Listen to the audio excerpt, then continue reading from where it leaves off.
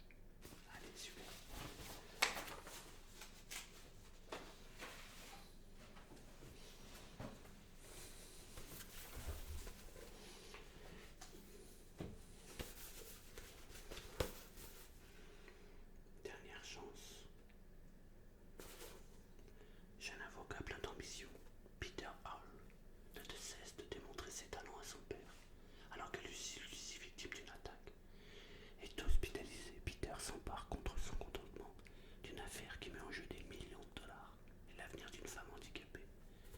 Persuadé d'y gagner aisément la gloire, Peter perd non seulement l'affaire, mais aussi son emploi, sa réputation et l'estime de son père qui le désavoue et l'expédie à la campagne chez un avocat alcoolique. Dès lors, Peter n'a plus de choix, et quand on lui propose de défendre Gary Harmon, un attardé mental accusé d'homicide, il n'a aucun droit à l'erreur. C'est Philippe M. Margolin, Dernière chance. Pas mal, j'ai lu aussi. Bon, de toute façon, je travaille dans la bibliothèque, donc j'ai lu tous les livres, n'est-ce pas?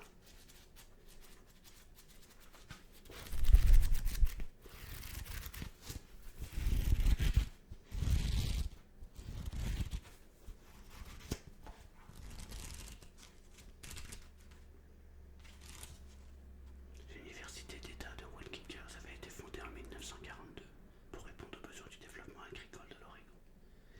Mais elle s'était dotée depuis d'un programme de culture générale tout à fait décent. Les vieilles bâtisses de briques formaient un quadritèle au centre du campus. La lierre en recouvrait les murs. Oh bonjour. Oui, j'étais parti en lecture. Oui, que puis-je pour vous? Ouais, tout droit et à gauche. Ouais, vous verrez, c'est sur le haut. D'accord. 4, vous pouvez prendre 4 livres. Oui. Oui, oui, sur le sujet que vous voulez, bien sûr. Oui, oui.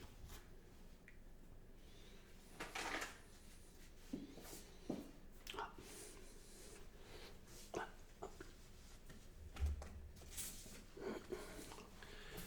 Il était bien alors, vous vous êtes régalé. Ouais. Oui, oui, j'ai lu aussi, ouais. Et le... Ouais, bah écoutez, sur les livres de John Grisham, je crois que il n'est pas construit de la même manière des autres livres, mais il est très très bien. Puisque là, on suit un personnage sur plusieurs affaires, alors que d'habitude, John Grisham nous a habitués à suivre une seule affaire sur un seul livre. Donc, ouais, c'est surprenant. Je me suis régalé. Vous l'avez aimé? Ouais, super. En plus, vous voyez, si vous l'avez conseillé, celui-ci, hein. Oui, oui, oui, tout à fait. Vous voulez un livre de John Grisham? Ouais. Bon, écoutez, j'ai ce qu'il faut. Alors là, vous avez tout ce que vous voulez. On les a tous.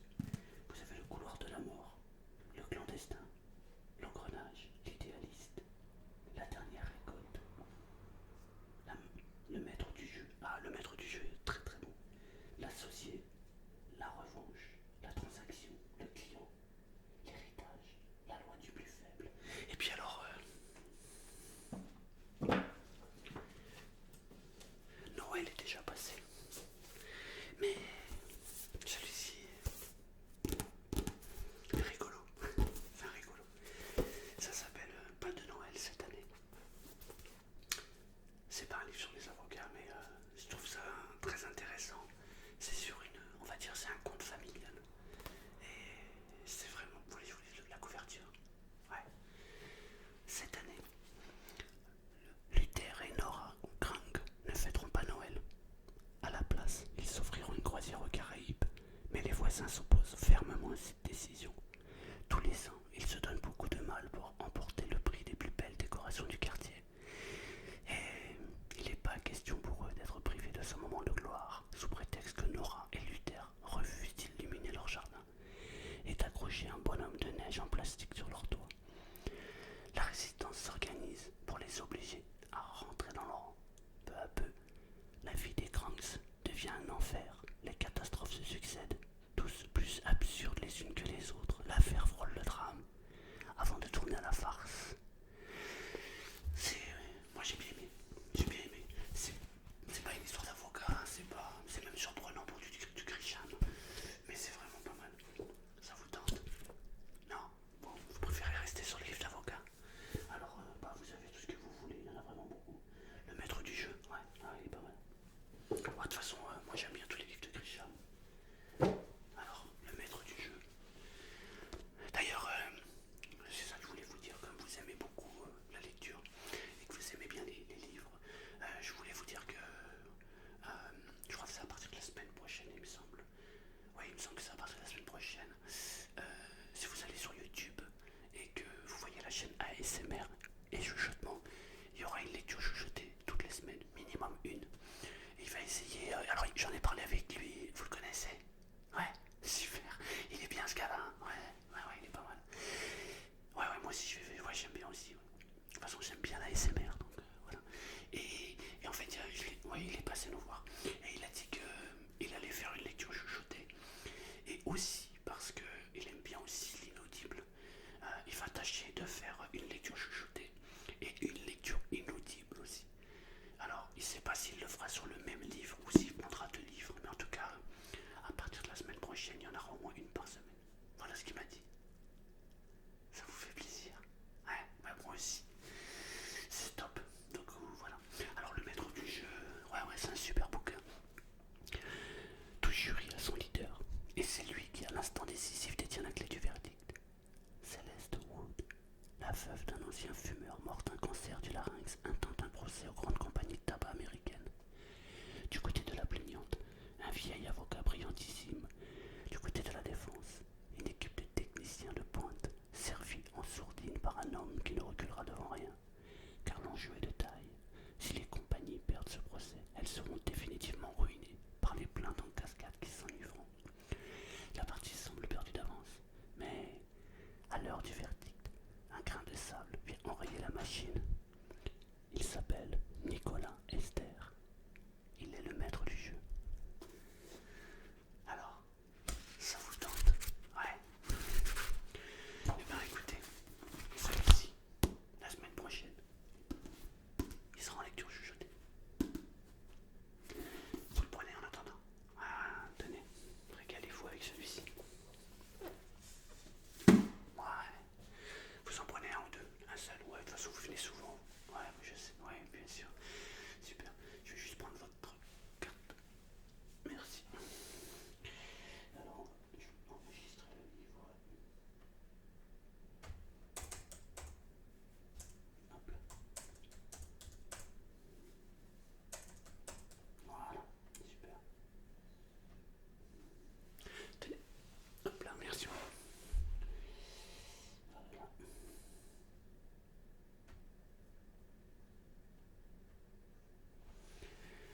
Eh ben, je vous souhaite une excellente journée. À la semaine prochaine. Merci.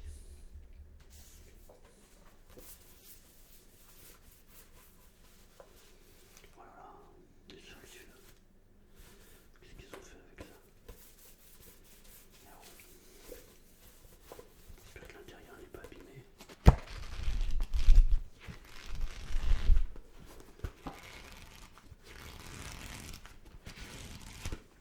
Ça va?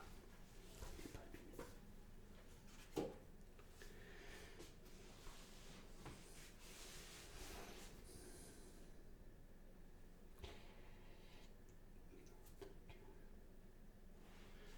Alors, vous avez trouvé les livres? Ouais, ah ben, je vais vous les prendre. Voilà. J'en ai pris 2. Sur le bord de la rivière Piedra. Je me suis assise et j'ai pleuré de Paulo Coelho. Ouais, c'est très bien. Le vieux qui ne voulait pas fêter son anniversaire. Oh, un excellent ce livre. Ouais, super. Ah, vous allez vraiment vous régaler. Oui. Oui. Non, il y a une pointe d'humour. Non, je vous raconte pas, disez-le. Et sur le bord de la rivière Piedra, je me suis assise et j'ai pleuré, oui. C'est un très très bon livre. Bah, après, c'est dans la lignée des livres de Paulo Coelho. Vous avez déjà lu le livre de Paulo Coelho? L'alchimiste, oui, bien sûr. Bah, le plus connu, hein, ouais. Oui, il est très bien, ouais. Une histoire d'amour renferme tous les secrets du monde. Pilar et son compagnon se sont connus dans l'enfance, éloignés au cours de leur adolescence. Voici qu'ils se retrouvent 11 ans plus tard. Elle, une femme à qui la vie a appris à être forte et à ne pas se laisser déborder par ses sentiments. Lui, un homme qui possède le don de guérir les autres et cherche dans la religion une solution à ses conflits intérieurs. Tous deux sont unis par le désir de changer et de poursuivre leurs rêves. Pour y parvenir, il leur faudra surmonter bien des obstacles. La peur de se donner, le sentiment de la faute, les préjugés. Pilar et son compagnon décident alors de se rendre dans un petit village des Pyrénées pour découvrir leur propre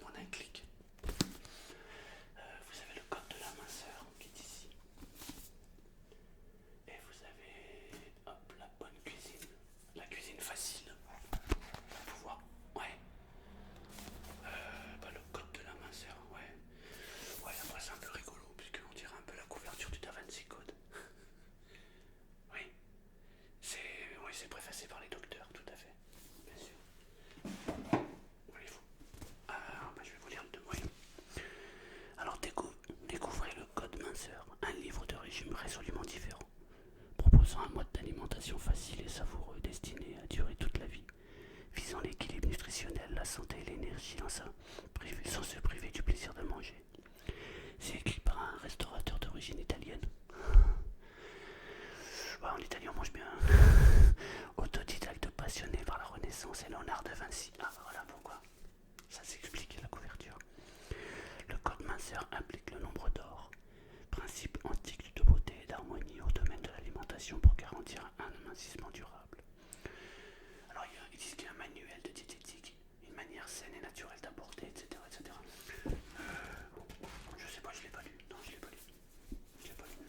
Après, vous avez des recettes et puis on vous explique voilà, comment adapter vos repas avec.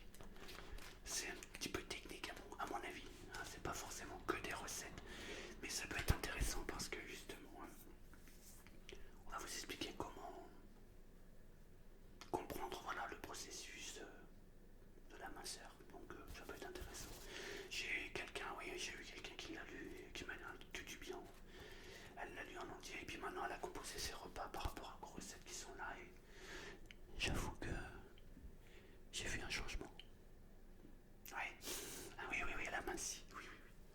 Ça lui va très bien d'ailleurs. Et puis même elle dit qu'elle se sent beaucoup mieux, évidemment. Ouais. Vous le prenez? Allez. Je vais juste prendre votre carte. Donnez-moi votre carte. Hop, merci. Alors.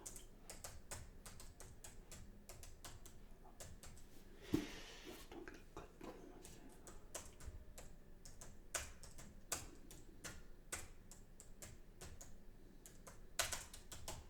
Voilà. Tenez. Bon bah, profitez bien de vos repas. Mais n'abusez pas trop. Allez, très bien.